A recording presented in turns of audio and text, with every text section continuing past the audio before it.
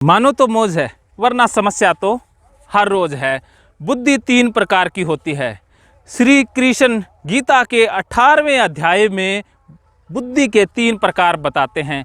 गीता का 18वां अध्याय मोक्ष संन्यास योग।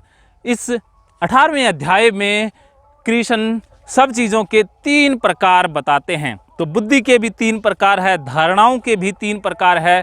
तो ओसीडी के लिए बुद्धि का कौन सा प्रकार जिम्मेदार है और कैसे तामसी बुद्धि से सात्विक बुद्धि में आना है, इसके लिए आप भागवत गीता भी पढ़ सकते हैं या गीता ज्ञान पाठ भी करवा सकते हैं। गीता ज्ञान पाठ ऑफलाइन काउंसलिंग का हिस्सा है।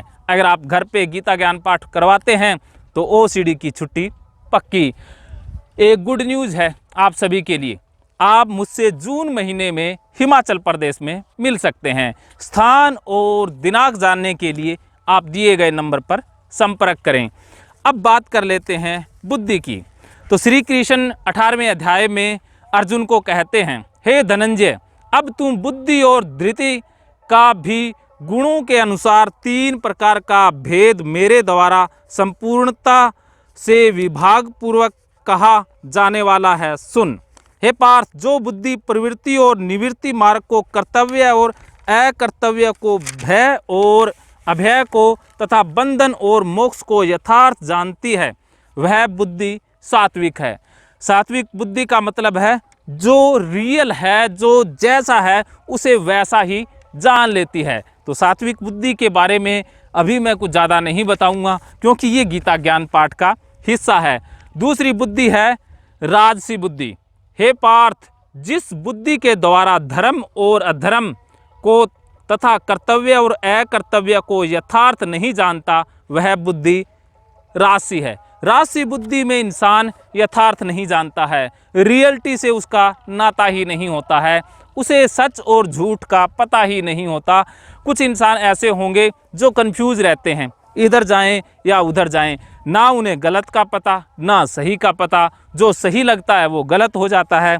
तो ऐसी बुद्धि को श्री कृष्ण राजसी बुद्धि कहते हैं।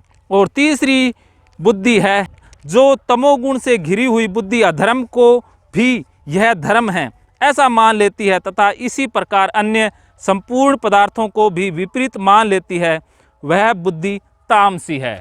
तो तामसी बुद्धि उल्टी बुद्धि है जिसमें इंसान अधर्म को धर्म मान बैठता है और धर्म को अधर्म मान बैठता है, वो उल्टा चलता है। तो अब आप देखिए कि ओसीडी के अंदर इंसान की बुद्धि कैसी हो जाती है। वो साफ चीज़ को भी गंदा मान बैठता है। जैसे ये मोबाइल बिल्कुल साफ़ है क्योंकि हवा ने बिल्कुल साफ कर दिया है, तो वो मोबाइल को भी सैनिटाइज से धो देते हैं। तो ओसीडी वाले तामसी बुद्धि से घिरे रहते हैं, वो साफ चीज़ को भी गंदा मान रहे होते हैं, साफ चीज़ में भी गंदगी ढूंढ लेते हैं। तो अगर आप गलत के अंदर सही ढूंढ रहे हैं और सही के अंदर गलत ढूंढ रहे हैं तो समझ लीजिए तामसी बुद्धि के शिकार हो गए हैं। तो तामसी बुद्धि से राजसी बुद्धि में और सात्विक बुद्धि में आना है। तो कैसे तामसी बुद्धि को सात्विक बुद्धि में लेकर के आना है, इसके लिए ये भागवत गीता बहुत कारगर है। और सीबीटी हिप्नोथेरेपी और माइंडफुलनेस थेरेपी सहयोग करती है। अगर आप तामसी बुद्धि से परेशान हो चुके हैं तो आप भागवत गीता का सहारा ज़रूर लीजिए। मानो तो मौज है वरना समस्या तो हर रोज़ है।